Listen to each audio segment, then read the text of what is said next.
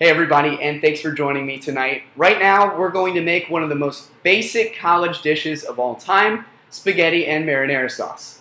According to New York Times columnist Julia Moskin, marinara sauce is quite different from simply tomato sauce. The rich, unique blend of spices characterizes marinara sauce across every region of the world and even brings cultures together. How nice does that sound? Tonight, we might not be making any cultural leaps and bounds, but we are going to learn how to make basic marinara sauce with a college kitchenette so that you can impress your friends. Make sure to pay close attention to the video and don't be afraid to stop it at any time. Before we get into cooking, let's talk ingredients, utensils, and most importantly, measuring. First, let's talk ingredients. To begin, you'll need iodized salt, garlic powder, some sort of pepper, basil leaves, onion powder, spaghetti, and tomato sauce. As far as utensils, you'll need one big pot to cook the spaghetti in, a saucepan, a spoon, a ladle, a strainer, a can opener, and some measuring spoons. To begin, start by making a hole in the can with a can opener. We had some technical difficulties, so we simplified the process by simply opening the can with a knife. Once the can is open, dump the sauce into the pan. From this point, you'll need to measure. Here's what not to do.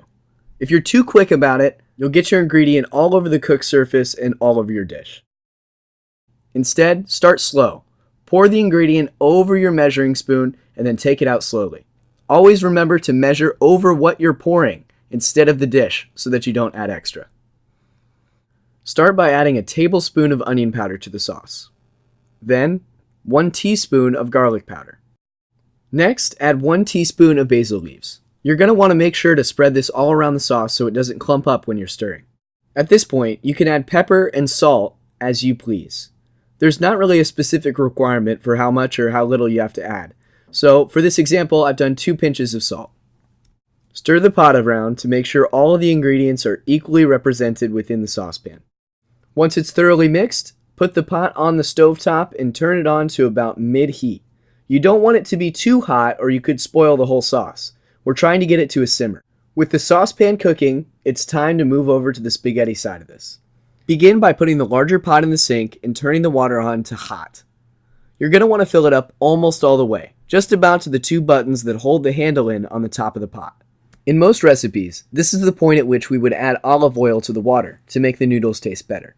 But according to a 2017 study done by the American Chemical Society, the olive oil actually serves no purpose. In fact, most recipes just include olive oil to make sure that the noodles don't stick together.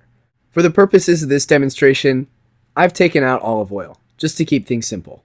Once our spaghetti pot is good to go, put it on the burner, turn it on high, and put the lid on there. At this point, your stovetop should look something like this, with the spaghetti pot and the saucepan on at the same time. The saucepan should be on for no longer than 20 minutes. Once the water in the spaghetti pot reaches a rolling boil that looks something like this, add the pasta to the water. Once the spaghetti stands up in the pot, push it down with a ladle to make sure it all gets into the boiling water. At this point, it's wise to leave the lid off of the spaghetti pot. According to a study done by Gizmodo.com, starch molecules within the spaghetti bubble up and cause foam. This foam is oftentimes what leads to pots boiling over. From this point on, you should leave the lid off of the pot in order for it to not boil over. After about 15 minutes at a boil, check the pasta to see its consistency. If you put the ladle in and it looks something like this, you've done the right thing. You want the pasta to be somewhat light in color and loose when you pick it up.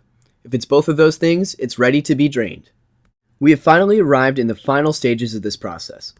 All you have to do is drain the pasta out into the sink, into the strainer, and then from the strainer, ladle the pasta back into the pot.